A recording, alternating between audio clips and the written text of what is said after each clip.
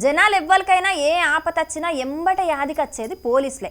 పోలీసులు అయితే మన కష్టం తీర్వగలుగుతారని చెప్పి పోలీసుల దగ్గరికి పోయి బాధ చెప్పుకుంటాం. ఇక పోలీసులు వాళ్ళ దగ్గరికి ఏ ఆళ్ళకొచ్చినా సాయం చేస్తుంటారు. కానీ గిడ కొందరు పోలీసులు మాత్రం జనాల దగ్గరికే పోయి మరి వాళ్ళకి ఏం కావాలనో అరుచుకుంటున్నారు. మరి అది ఎక్కడ ఏం కథ చూద్దాం.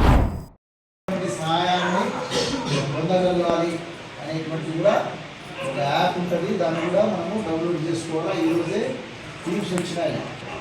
అర్థమైంది. మన ఎస్పీ గారు, సత్యసాయిల ఎస్పీ గారు ఆ యొక్క శక్తి టీమ్స్ని కూడా నాకు ఇద్దరు లేడీ కానిస్టేబుల్స్ ఉంటారు, నలుగురు మగ కానిస్టేబుల్స్ ఉంటారు, 6 మంది ఉంటారు.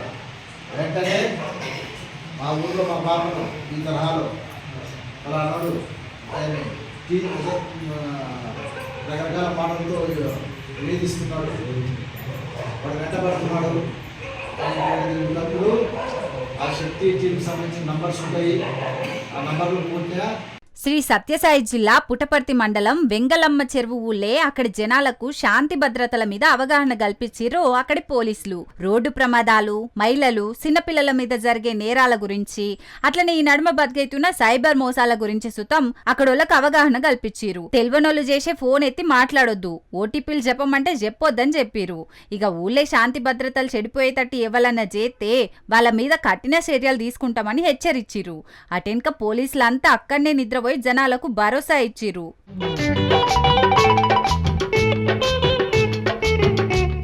ఎక్కడైతే సమస్యలుంటాయో అక్కడికి పోలీసులే పోయి పల్లె నిద్రలు సుతం చేస్తున్నారట. దీంతోని జనాలకు భరోసా ఇచ్చినట్టయితదని అంటున్నారు. అవు, పోలీసులు చేసిన ఆలోచన కూడా మంచిదే. పోలీస్ స్టేషన్ దాటి బయటికి పోకుండా జనాలు ఊరు దాటి పోకుండా ఉంటే బయటి ముచ్చట్లు జనాలకేం తెలుస్తాయి? అదే పోలీసులే జనాల దగ్గరికి పోయి భరోసా ఇచ్చినట్లయితే ఏం భయపడకుండా జనాలకు ఏం సమస్యలు వచ్చినా చెప్పుకునేందుకు పోలీసుల దగ్గరికి పోయే పరిస్థితి ఉంటది. కాబట్టి కడుమ పోలీసులు సుతం ఇట్లా ఆలోచనలు చేస్తే మంచిగా ఉంటదని అంటున్నారు ఈ ముచ్చట చూసినోళ్ళు.